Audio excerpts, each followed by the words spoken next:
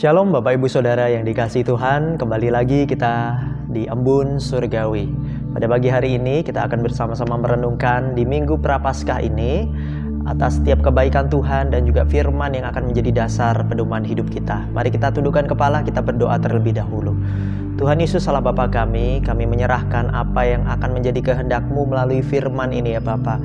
Ajarlah kami untuk mentaati setiap otoritas dari firman-Mu sehingga hidup kami benar-benar terarah kepada keserupaan dengan Kristus ya Bapa. Dan kami mohon pimpinan dan hikmat-Mu, kiranya renungan ini dapat menguatkan kami menjadi pribadi yang lebih dewasa. Di dalam nama Yesus Kristus kami berdoa, haleluya, amin. Bapak Ibu Saudara yang dikasihi Tuhan, pernahkah Bapak Ibu Saudara berpikir bahwa makna salib itu jauh lebih luar biasa atau jauh lebih hebat daripada apa yang kita bayangkan? Terkadang orang beranggapan hanya salib harus menjadi tanda orang Kristen. Salib harus menjadi identitas orang yang pergi ke gereja. Bahkan jika gereja tidak ada lambang salib atau tidak ada salib, terkesan gedung tersebut bukan seperti gereja pada umumnya. Namun jika kita melihat makna salib di masa Prapaskah ini adalah sebuah perenungan yang ternyata perlu kita sadari bahwa ada makna yang lebih dalam lagi daripada salib yang telah Tuhan kerjakan untuk kita sebagai orang-orang yang sudah diampuni. Judul kebenaran firman Tuhan pada pagi hari ini akan saya berikan, yaitu salib adalah pilihan terbaik. Sekali lagi, salib adalah pilihan terbaik, yang akan terambil dari 1 Korintus 1 ayat 18. Beginilah firman Tuhan, sebab pemberitaan tentang salib memang adalah kebodohan bagi mereka yang akan binasa, tetapi bagi kita yang diselamatkan, pemberitaan itu adalah kekuatan Allah.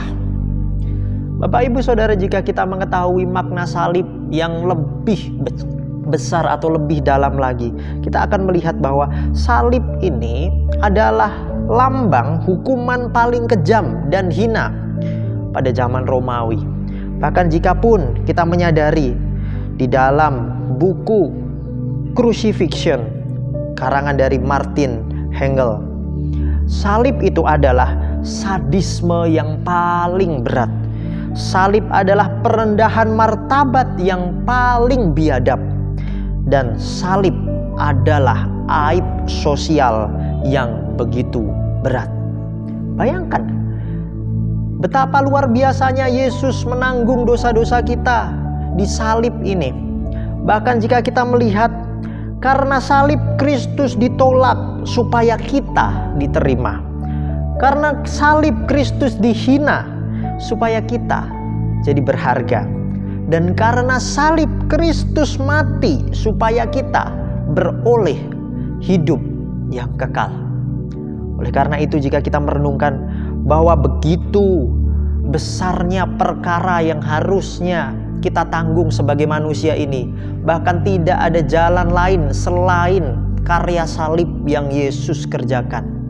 Dan kita perlunya menyadari bahwa salib bukan hanya sebagai lambang, salib bukan hanyalah sebagai benda, tapi salib ini adalah sebuah hal yang luar biasa patut kita syukuri di momen Prapaskah ini. Bahkan dosa ini bukan perkara kecil Bapak Ibu. Dosa adalah pemberontakan terhadap Allah yang kudus. Dan kita tahu sendiri, upah dosa ialah maut. Oleh karena itu, di atas salib, keadilan dan kasih menjadi salah satu penyelamat bagi kita. Dan pribadi Yesuslah yang Tuhan perkenankan untuk menanggung setiap penderitaan tersebut. Betapa bersyukurnya kita semua, terlebih kita sebagai orang percaya.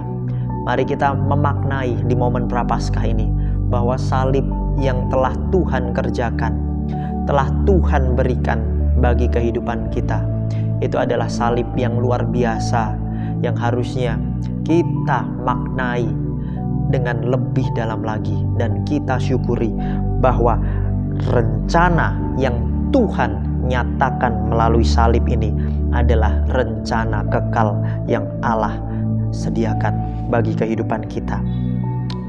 Perlunya kita sadari, yang pertama bahwa salib itu bukan hal yang biasa. Lalu yang kedua, dosa merupakan perkara yang bukan biasa-biasa saja, tetapi Allah kita menggunakan salib itu sebagai penebusan hal yang luar biasa yang telah Tuhan kerjakan bagi kita yang berdosa. Salib bukan hanya simbol agama, tapi bagi dunia kita percaya salib adalah kekuatan yang Tuhan nyatakan bagi kehidupan kita orang-orang percaya. Selamat pagi, selamat melanjutkan aktivitas. Tuhan Yesus memberkati. Shalom.